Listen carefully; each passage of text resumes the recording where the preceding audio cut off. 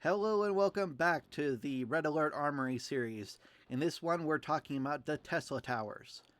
In this episode, we're going over a subject that we've gone over before in a different video, a more general one, Tesla technology, but specifically the Tesla Towers. The Tesla Towers are an incredibly important part of the battlefield in the Red Alert universe, as it perfectly expresses the comparison between the Allies and the Soviets.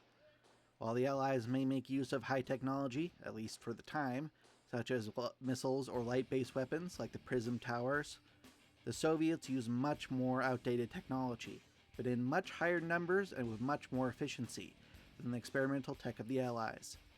The Soviets might still use simple steel armor on their vehicles or airships as their main bombing forces, but they do so in a way that promotes their style of warfare. A tide of heavy armor falling like a ton of bricks. Tesla Towers are exactly like that, and represent the most primal forces in their arsenal, pure energy. Tesla Towers can be seen in-game vaporizing enemy soldiers and dealing serious damage to enemy armor, outright destroying the many lighter pieces, and most importantly, on command. This begs the question, how does it do this? And would a Tesla Tower be effective against vehicles and infantry as we see it in-game? The Tesla coil in real life was invented by Nikola Tesla in 1891, as Wikipedia defines a Tesla coil as, quote, "A Tesla coil is a radio frequency oscillator that drives the air core double-turned resonant transformer to produce high voltages at low currents. Tesla's original circuits and most modern coils use a simple spark gap to excite oscillators in the turned transformer. Most sophisticated designs use transistor or resistor switches or vacuum tube electric oscillators to drive the resonant transformer," unquote. It goes on to explain that, quote, "Tesla coils can produce output voltages from 50 kilovolts to several million volts for large coils. This alternating current output is in the low radio frequency range, usually between 50 kilohertz and 1 megahertz. Although some oscillator-driven coils generate a continuous alternating current. Most Tesla coils have pulsed output. The high voltage consists of a rapid string of pulses of radio frequency alternating current," unquote.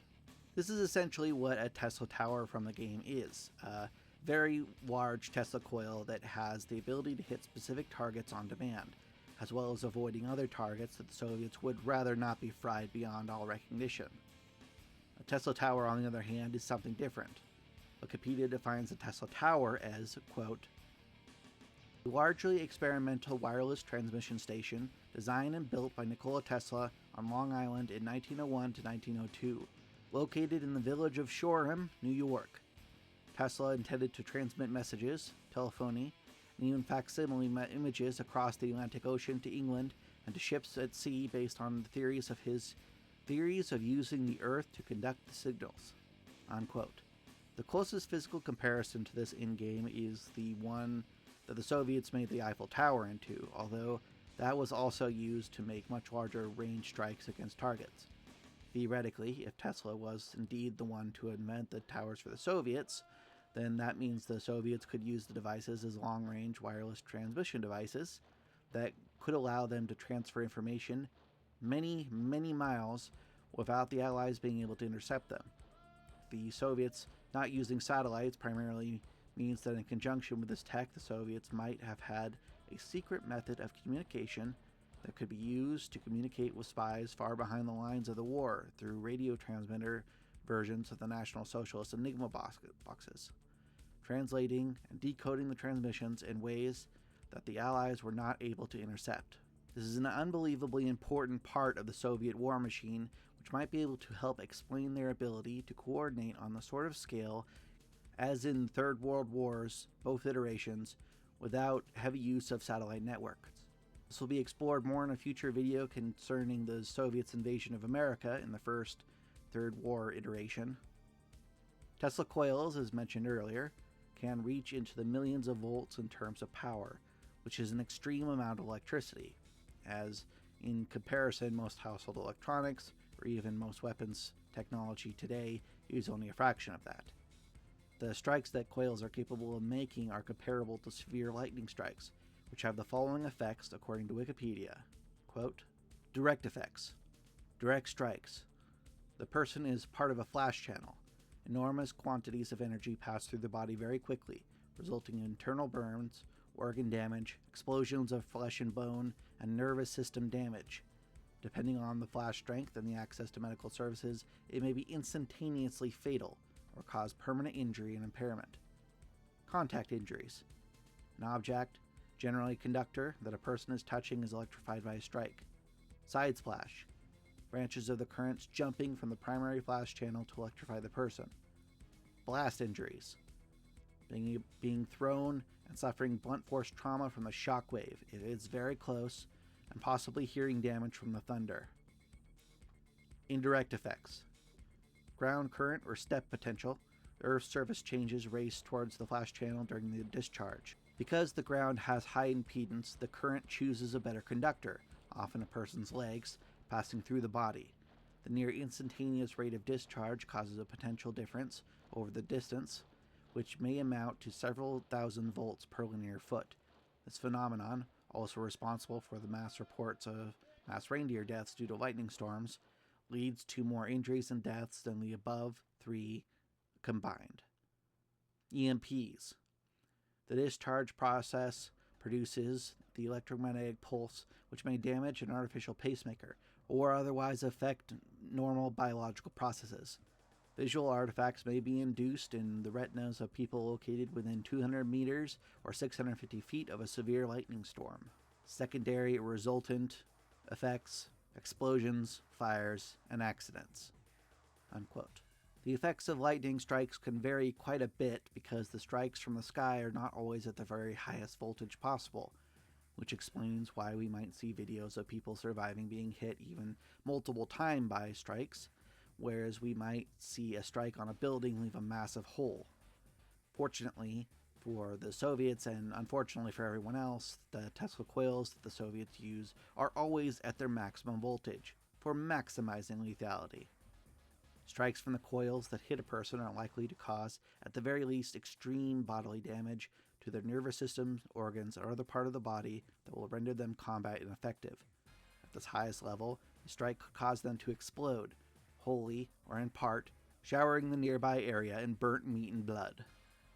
No body armor available at the time or now could stop such a blast and be effective in other combat zones, so any infantry not sufficiently screened by other forces stands essentially no chance against these towers. Range might not even be an appropriate defense either, as the average length of a lightning bolt is 2 to 3 miles, and if directed at a target within that range, then a strike could be lethal at similar ranges to tank cannons, allowing the towers to strike unprepared targets easily. Towers placed on hills or towers that are quite large could take advantage of the environment to destroy targets at simply horrifying ranges. The only defense at this sort of range would be stealth, as if the tower is directed in its strikes, then the person at its controls must first spot them. So if one is hiding, can get a shot in, or is using long-range artillery, these towers could be dealt with fairly safely. And a Tesla tower that is severely damaged is a very effective hazard to Soviet forces nearby, emitting bolts of electricity at short ranges, possibly hitting and damaging Soviet personnel and base defenses. Seeing one of these destroyed would likely be quite the spectacle. Think for a second about how horrifying a weapon this could be to face.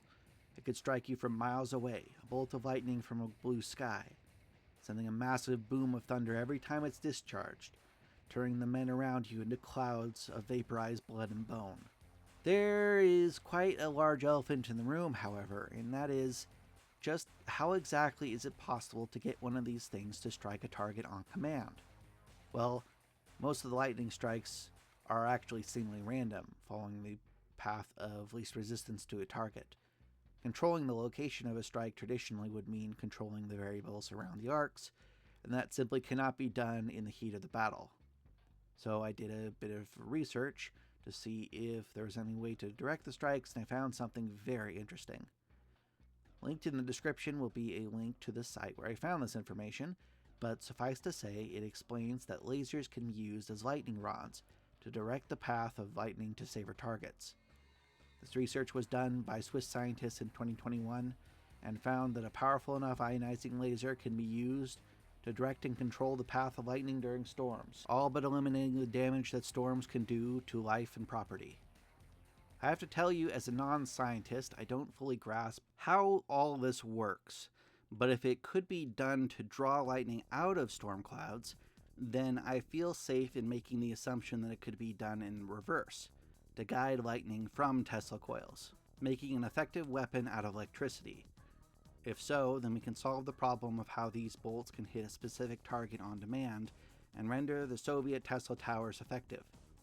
Now, could this have been done with the technology available at the time? That's debatable. In our timeline, lasers were not advanced enough to be used in this way, but with Red Alert 2 and 3's separate iterations of World War III being much further advanced than our timeline, it's possible this could have been done. In fact, I will posit that it is likely that this was done by allowing Tesla or students to look at prism tech, to develop ways to use lasers in interesting ways, even if they were not viable as weapons for most of the time. The next question is, would this have had the same effect on vehicles as it would on infantry? Unfortunately not, as far as I can tell. Strikes on cars that happen every day aren't very effective. Most of the strike is absorbed by tires, and most of what it does is just light a fire and cause structural damage.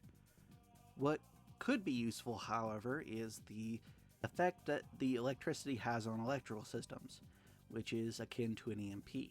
Striking a tank with a powerful enough bolt could cause irreparable damage to the electrical systems of the vehicle, forcing the crew, if they survive, to bail out or risk being captured or cooked alive in their vehicles.